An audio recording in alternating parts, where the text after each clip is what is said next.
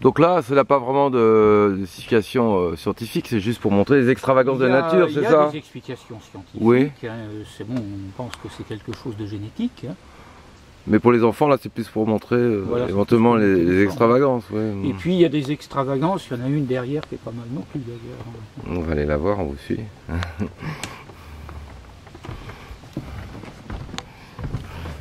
Alors celle-ci, elle existe en forêt de Rambouillet. Ce sont deux arbres qui ont poussé, à un moment, ils se sont rejoints. Ah, c'est extraordinaire. Donc ça fait une forme qu'on appelle la girafe. Alors justement, est-ce qu'on peut dire que vous appelez ça l'anastomose? Anastomose. D'accord. C'est courant, non? Ça peut arriver. C'est tout simplement deux organismes indépendants qui se rencontrent et qui fusionnent. Et en fait, ça peut, comme c'est les mêmes espèces, ça n'a pas d'incidence sur l'espèce en elle-même? Non, pas du tout. Effectivement, les deux arbres se sont fondus. Est-ce qu'on peut dire, oh là là, une question bête, Didier, oui. Bon, on en permettrait une. Est-ce qu'on peut dire que chaque arbre est différent? Ah oui. Ouais. Dans une même espèce. Dans une même espèce, chaque arbre est différent. Il y a des, c'est comme les êtres humains. Il y en a pas. Mis à part les vrais jumeaux, ouais. Qui sont vraiment une exception. Tous les êtres sont différents. Hein. Sauf au niveau du patrimoine génétique, il paraît que sur 1 milliard. Voilà, il y a l'identique. Ouais. On peut faire tourner pour regarder les photos, hein, des petits cubes. Et ça raconte surtout une histoire, ça raconte l'histoire que les arbres se parlent entre eux. Alors ça on ne le sait pas, on l'a découvert, et les arbres peuvent communiquer entre eux, ils peuvent se dire des choses, ils peuvent s'annoncer des dangers. Et par exemple en Afrique, il y a cet arbre-là, qui est un acacia. L'acacia, il a des feuilles, dans la savane c'est le seul arbre que peuvent manger par exemple des girafes ou des antilopes. Et quand les antilopes veulent manger un arbre, elles mangent toutes les feuilles, à ce moment-là, s'ils mangent toutes les feuilles, l'arbre meurt. Et l'arbre va se défendre. C'est-à-dire que quand l'arbre va être attaqué par un animal, qui va vouloir manger ses feuilles, il va changer la composition de sa sève, ça va devenir une espèce de poison. Et les feuilles vont prendre un très très mauvais goût. Donc au bout de 5 minutes, quand les feuilles ont mauvais goût, la girafe ou l'antilope, elle se dit « Oh là là, c'est pas bon, bon je laisse tomber, je vais ailleurs ». Seulement, cet arbre-là, en même temps qu'il a fait du poison dans ses feuilles, il a pris une odeur particulière. Il a une odeur, il a une espèce de parfum qu'il répand dans la nature. Et avec ce parfum, il prévient les autres arbres qu'il y a une antilope ou une girafe qui va arriver. Mais c'est quoi? C'est une automutation? C'est quoi? Le processus, c'est quoi exactement? Là, c'est très mystérieux. Alors là, je ne sais pas tout, heureusement. Bientôt, vous allez me dire que les arbres ont une âme, Didier. Je sais. Donc l'arbre va par son parfum prévenir les autres arbres qu'il y a des animaux qui peuvent les manger. Et à ce moment-là, ces arbres-là vont changer leur sève qui va devenir empoisonnée. Et ça va se propager avec le vent. Donc c'est ce que vous parliez un petit peu, donc quand vous parlez, les arbres se parlent, ce sont des signes, signes biologiques. Ce sont des messages biologiques. Qui se mettent en place. Qui se mettent en place pour prévenir.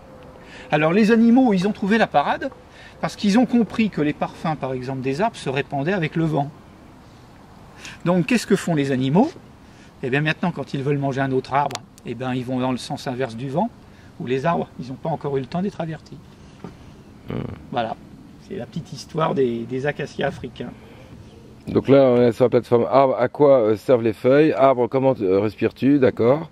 On est sur la plus haute plateforme, c'est ça Didier? Voilà, elle fait à peu près 8 mètres de haut. 8 mètres de haut.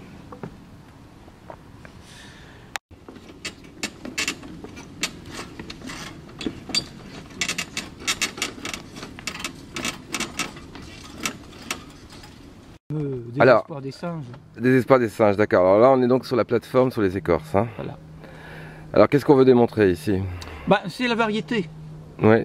C'est surtout les variétés, hein, c'est ça. Il y a une variété d'écorces. Regardez, il y a celle-ci, Arbutus andracnée, avec ses écorces qui sont roses à une époque et puis qui se mettent à peler et devenir blanches en dessous. D'accord. C'est superbe. Il y en a une ici, c'est l'eucalyptus arc-en-ciel aussi. Bon, il y a le cerisier noir. Le cerisier noir. Là, ici, avec cette écorce bien rouge. Et puis il y a cet eucalyptus arc-en-ciel ici, qui mérite bien son nom. quand on voit cette écorce. L'arbre vivant va abriter un certain nombre d'espèces. Un arbre mort en abritera d'autres. D'accord. Et en général, on dit qu'un arbre mort abrite plus d'espèces qu'un arbre vivant. D'accord. Et là, il y a... Vous listez les espèces, non? On liste pas vraiment tout. Non, quelques espèces, quoi. Mais quelques espèces. Bon, un arbre vivant, il y a les écureuils, certains oiseaux comme la citelle, les chouettes, les insectes, les gros insectes comme le lucane, par exemple. On dit que les arbres morts, eux, ils abriteront par exemple, je sais pas, des frelons, par exemple. Ah oui, et ça pourquoi d'ailleurs? On ne sait pas. On n'a pas de réponse. On n'a pas véritablement de réponse. Non. Bon, il abritera des pics, il abritera des scarabées, il abritera des insectes qui se nourrissent du bois mort. Du bois mort. Parce qu'ils ne peuvent pas se nourrir du bois vivant. Le bois vivant, l'arbre vivant va se défendre. Tandis que l'arbre mort ne peut plus se défendre. Ne peut plus se défendre, d'accord. Ce sont les charognards en fait. Ce sont des charognards en quelque sorte. Alors on n'appelle pas ça des charognards, mais des saprophytes. Comment? Des saprophytes. Saprophytes, oui. Insectes saproxyliques, comme on dit. Saproxylite, oui. Saprophyte, c'est le nom courant. Donc là, c'est tout le légendaire, tout autour de... Tout le légendaire, l'historique, le mythologique, lié à la forêt et à l'arbre. C'est un milieu qui a quand même donné pas mal de choses. Ça, c'est un thème de cette année. C'est un thème de cette année. C'est rattaché au côté extraordinaire des arbres. D'accord. Bon, il y a des tas d'images d'Épinal. Saint-Louis rend sa justice sous un chêne. Quand vous avez le Seigneur des Anneaux, que font les hobbits quand ils quittent la comté? Ils traversent la vieille forêt. Karl l'araignée. Oh. Voilà. Alors ne pas voir, bien sûr, ne pas voir de rapport avec l'épouse d'un homme politique célèbre, ça n'a rien à voir du tout. Et actuel, Non, oui, à peine. Alors c'est Carla. Alors Carla, c'était donc sur le thème de l'année dernière, le thème des araignées, c'est ça? C'est le thème des insectes. Des insectes, mais plus... Ah, oui, d'accord. Elle est en quoi? En fer forgé? Elle est en tas de matériaux de récupération. Oui, c'est toujours des matériaux de récupération, on le rappelle, c'est ça, tout ce que vous faites là, ici.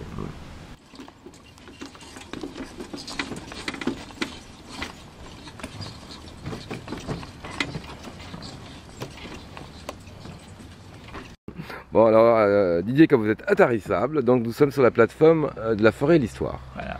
Alors, quelles sont les légendes?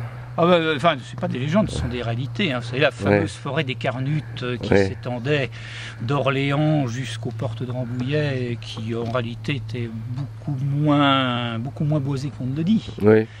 Souvenons-nous que quand César envahit la Gaule, il n'aurait jamais pu le faire si la Gaule n'avait pas déjà été largement défrichée par les Gaulois. Donc la forêt gauloise, décrite par les historiens du 19e, impénétrable, etc., où un écureuil, paraît-il, qui grimpait sur un arbre à Lille, pouvait aller jusqu'à Marseille sans poser le pied par terre. Je ne connaissais pas cette histoire-là. Voilà, donc cette histoire-là, elle est complètement fausse. La Beauce, autour de Chartres, Beauce, c'est un mot gaulois, c'est Belza, et Belza signifiait défrichement. D'accord. De toute façon, ça a toujours été une bonne terre qu'on a voulu défricher pour cultiver. Hein, et la capitale de la Beauce, c'est Vove, en gaulois Vovae, et Vovae signifiait déboisé. Et alors, je pourrais rajouter que les Gallo-Romains y ont trouvé leur compte, puisqu'il paraît qu'il y avait une ferme gallo-romaine tous les 70 hectares en Beauce. Tout à fait. Par rapport au repérage gigantesque. en photo aérienne. C'est gigantesque.